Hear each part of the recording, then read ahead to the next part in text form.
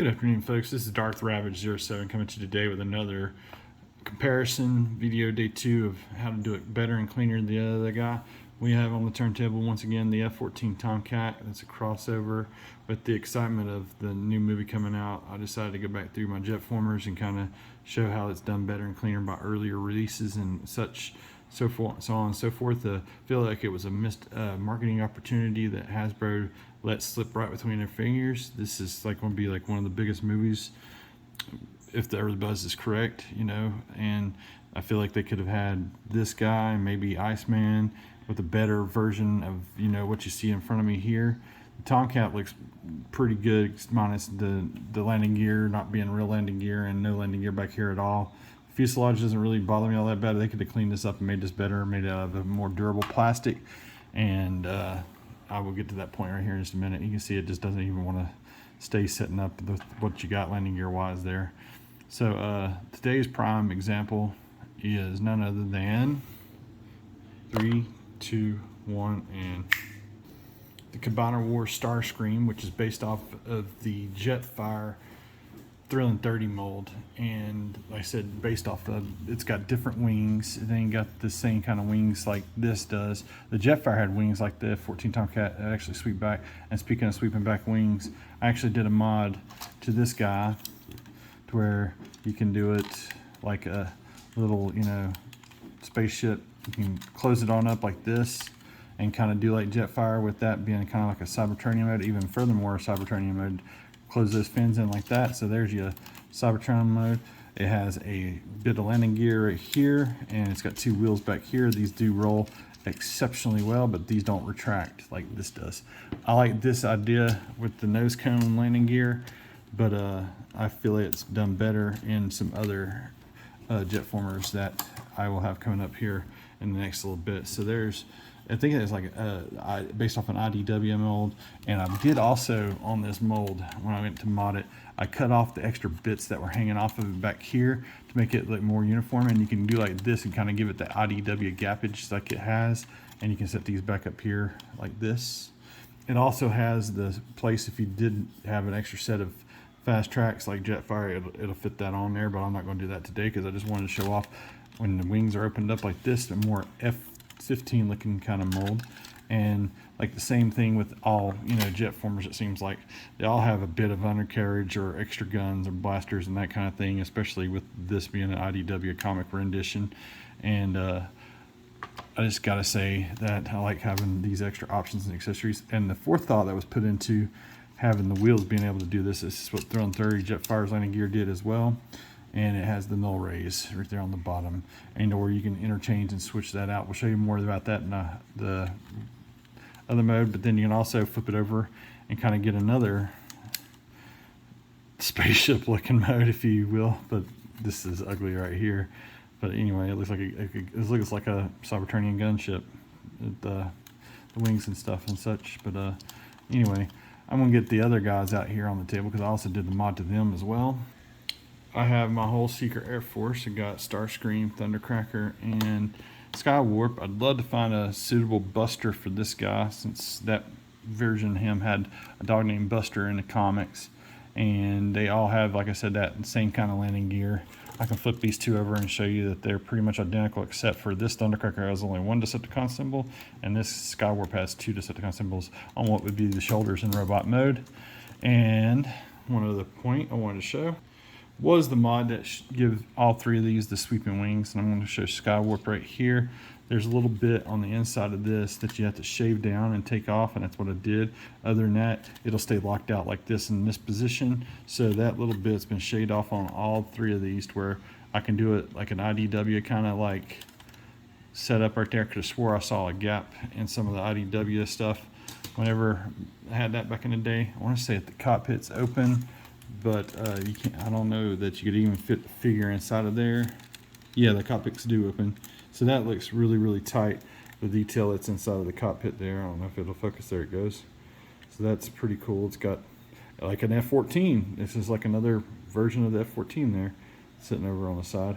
This cockpit opens. And that's another feature that they could have done with the F-14 Tomcat, but they decided not to. But this is definitely based off of a comic book rendition, And I think it's just really, really nice that they did it this way. And my other favorite thing to do is to go ahead and close the wings all back like this. Like I said, give them a Seeker-esque kind of jet mode, like from Cybertron.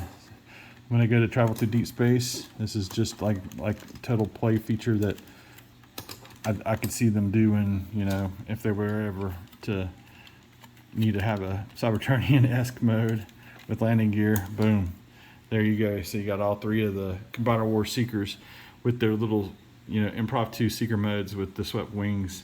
Like I said, this was just a retool of Jetfire, and I went ahead and made it to where you can do the wings in sweep formation. And I can't really stand the extra bits that were on each of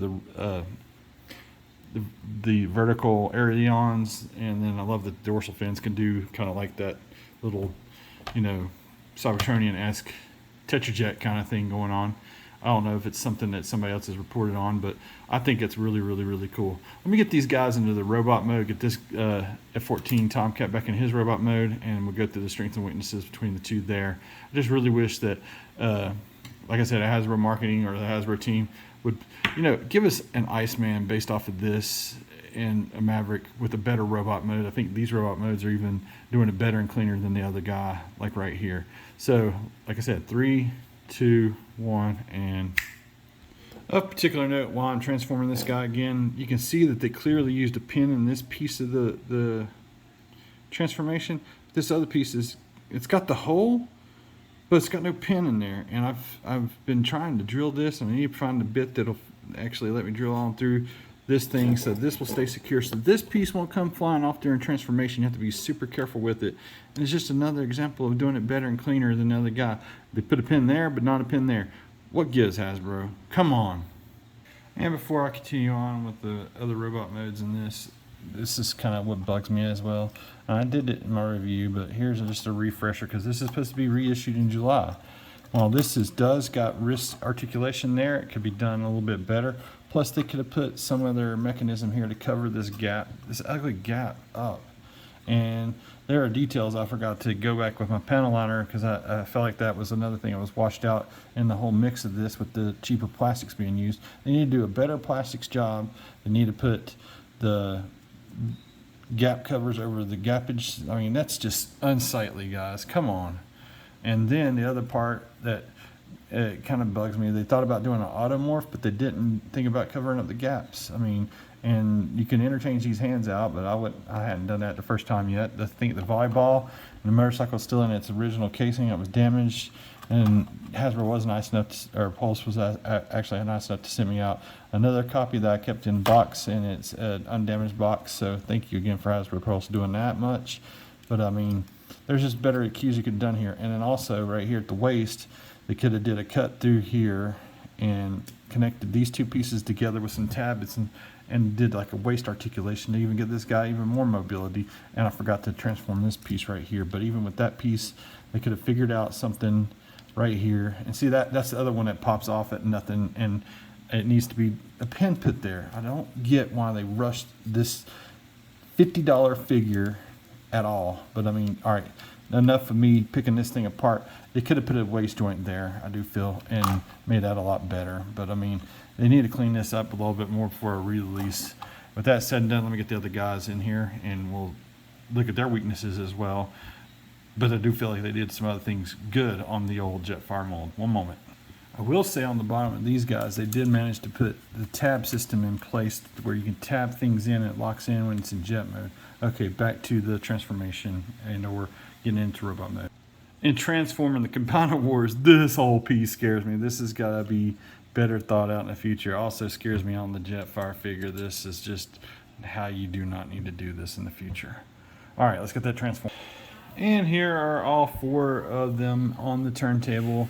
This was sold for a leader price point in the year 2020. These were the leader price points, same $49.99, but I felt like you got a greater faux chest. I don't really like a faux chest. It looks kind of like an owl with a beak and that kind of thing there.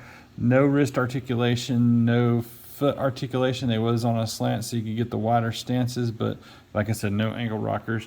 Even with this guy, they do manage to get an ankle rocker in there. So I mean, there is some ankle rockage for these wider poses that make him look really, really goofy. And he does got the upper thigh swivel. These got upper thigh swivel and ratcheted knees and ratcheted waist joints, but no waist articulation whatsoever. No waist articulation whatsoever. As we keep going around, I feel like these guys do a better job of looking up, because that's something that the Jetfire could do, and get flight poses there, like, if you will. They have light piping, and also a crown could fit on any one of the heads. I can't remember whereabouts in my stuff I have put the crown in stasis, but it is in on stasis.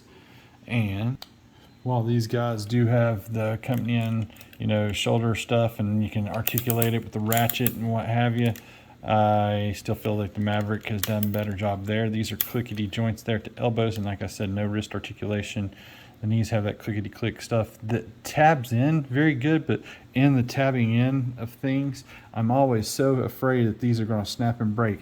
Transforming all three of these guys was not a fun endeavor whatsoever. I was really scared. I've still been scared from day one that I'm getting ready to snap this. So the plastic is a different plastic than this guy, but it still feels like it could, definitely snap and break with misuse or mistransformation. So make sure you're exact in the way you do the stuff and carefully do the things, and you'll have these like I have them. But I mean, that's why I'm saying they do some things better and cleaner than the other guy, but then they made it smaller over time, and that's just unacceptable. I mean, this should have been this size right here. This is the old leader class.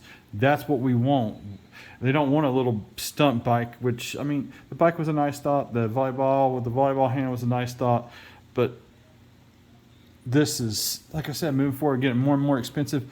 This is unacceptable for a leader class. It is a Voyager class size ship. And actually, it should have been a leader class size and bigger. Now, they could have done like a Maverick and an Iceman. And then they got the accompanying MiGs. I mean, I can't remember the exact MiG numbers from the 1986 movie, but there was a black-looking, Soviet-looking jet.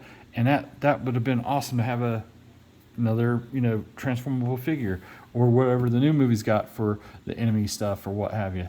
But I just feel like they are, hit and miss with their stuff, and getting shorter and shorter for $49 figures is really, really unacceptable.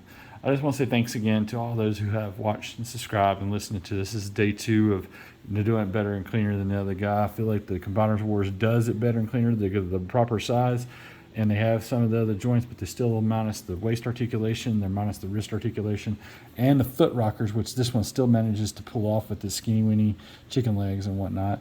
And let's not also forget that the back kibble is unsightly on this, and you got the whole nose cone of the plane hanging off the backside of these guys. So I mean, Hasbro, I feel, needs to be doing it better and cleaner than the other guy. So we're going to get a couple more examples as we keep moving forward this week, going to the Maverick Top Gun movie release with some more jet modes and what have you.